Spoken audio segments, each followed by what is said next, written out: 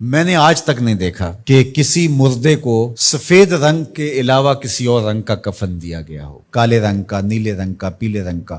حالانکہ شریعت میں جائز ہے، کوئی سیاہ رنگ کا کفن دے دے جائز ہے، نیلے رنگ کا کفن دے دے جائز ہے، لیکن حضور کا ایک فرمان کہ اپنی مسجدوں کو زینت سفید رنگ سے دو اور اپنے مردوں کا کفن سفید رنگ سے دو۔ سفید رنگ سے کفن دینا مستحب ہے، لیکن اگر کوئی اور رنگ سے کفن دے دے تو وہ بھی جائز ہے۔ لیکن ہم نے وفات کے موقع پر کبھی اس مستحب کو بھی ترک نہیں کیا، یعنی غم کا موقع ہو تو ہم مستحب بھی ترک نہیں کرتے، اور شادی کا موقع ہو تو صرف ایک نکاح رہ گیا ہے جو سنت کے مطابق، باقی ہماری پوری شادی کی رسوم و رواج جو ہیں وہ ساری شریعت سے متصادم ہو گئی، الا ماشاء اللہ۔ باقی صرف نکاح رہ گیا، تو وہ بھی لوگ کہتے ہیں وہ پہلے جا کے مسجد میں کر آئیں تاکہ یہاں یہ تکلف بھی نہ ہو، اور وہاں پوری ہماری شادی کی تقریب جو ہے وہ ہماری مرضی کے مطابق۔ یہ خاندانی رسم ہے، یہ ہم نے میڈیا پہ دیکھی تھی، یہ سوشل میڈیا پہ دیکھی تھی، یہ ہمارے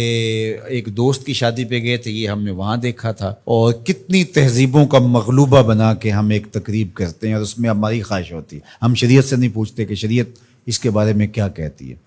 تو کیا اسلام غموں کا مذہب ہے، دکھوں کا مذہب ہے؟ خوشی کے موقع پر آپ اسلام کو نہیں بلائیں گے؟ آپ مجھے غم کے موقع پہ آواز دیں، فوتگی کے موقع پہ آواز دیں، میں چلا آؤں، اور جب شادی ہو تو آپ مجھے کارڈ ہی نہ بھیجیں، تو میں کہوں گا کہ میرا آپ سے صرف یہی تعلق ہے۔ غم کا موقع ہو تو آپ شریعت کے مستحب کا بھی خیال رکھیں، اور شادی کا موقع ہو تو آپ شریعت کی پرواہ نہ کریں۔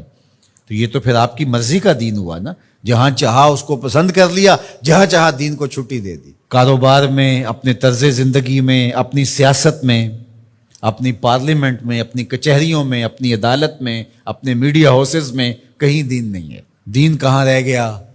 اللہ اکبر۔ اقبال نے جو شکوہ میں کہا کہ اگر مسجد میں صف آ رہا ہوتا ہے تو غریب، دین غریبوں کے پاس رہ گیا۔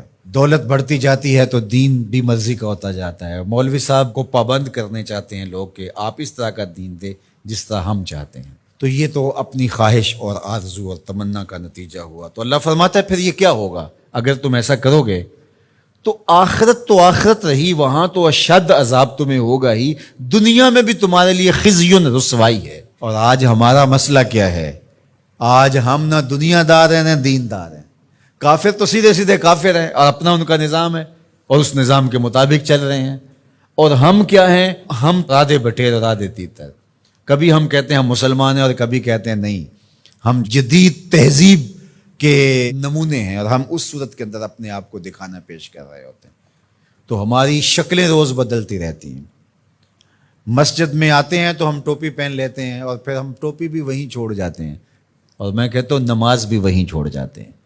جب دکان پہ بیٹھے ہوتے ہیں تو اس وقت ہم نمازی نہیں ہوتے، بلکہ ہم حج اور احرام بھی وہیں چھوڑ آتے ہیں، اور ہم یہاں اور طرح کے مسلمان ہوتے ہیں، حج پہ اور طرح کے مسلمان ہوتے ہیں، اعتکاف میں اور طرح کے مسلمان ہوتے ہیں، اور ہم باہر اور طرح کے مسلمان۔ حالانکہ یہ ساری تربیت ہے ہماری عملی زندگی میں، اس کا اثر پیدا ہو۔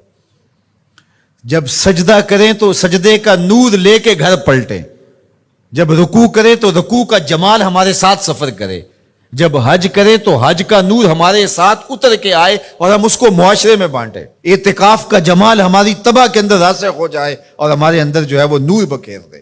تو مسلمان کا دین اور دنیا الگ چیز نہیں ہے، مسلمان کا دین اور دنیا ایک ہی چیز ہے، اور وہ اکٹھے چلتے ہیں، اور ان کو جدا کریں گے تو پھر چنگیزی کے علاوہ کچھ باقی نہیں رہے گا۔